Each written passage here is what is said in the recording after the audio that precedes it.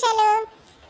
మా బావ వచ్చాడు. మా బావ నేను ఈరోజు ఫుల్గా మందులు కాల్చుకుంటా.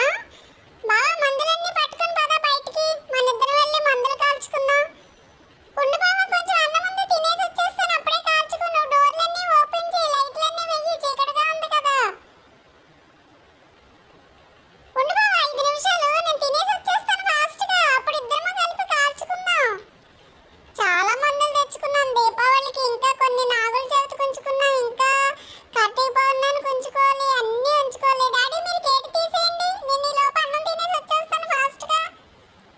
లైట్లన్నీ వేయండి, చీకటిగా ఉంది. అప్పుడే కాల్ చేసుకుంటున్నావా బావా? నేను వచ్చే వరకు వెయిట్ చేయి. ఎప్పుడు వెయిట్ చేయి బావా, నాకన్నా ముందే కాల్ చేసుకుంటావు. నేను వెయిట్ చేయమని చెప్తాను, నువ్వు కాల్ చేసుకుంటుంటావు మందులు. భలే చిచ్చి బట్టలు వెలిగిస్తున్నాడు బావ. నేను వచ్చే వరకు ఆగట్లేదు. పోన్లేండి, అదంతా పొగ వచ్చేస్తుంది. అవును బావ, నేను వస్తున్నాను. నేను కూడా కాల్చుకుంటాను. ఏదన్నా పెన్సిల్ ఏదో ఒకటి ఇవ్వి నాకు, నేను కూడా కాలుస్తాను. అబ్బో పొగ! సర్లే, ఇక్కడ కూర్చొని చూస్తాను బావ. నేను చాలా పొగ ఉంది కదా, కూర్చుంటాను. కాసేపు కూర్చుంటాను. దూరంగా కాల్చు, మళ్ళీ నా మీద పడిందంటే నా బొచ్చు కాలిపోద్ది.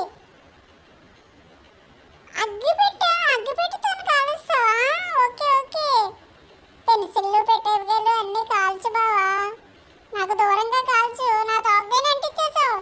అయ్యి బాబాయ్, నా తోక అంటించేస్తాను లాస్ట్కి. దూరంగా వెళ్ళి కాల్చుకో బావా. బావా భలే లైటింగ్ వస్తుంది, పొగ వచ్చేస్తుంది బావా. అంతా పొల్యూషనే. అబ్బా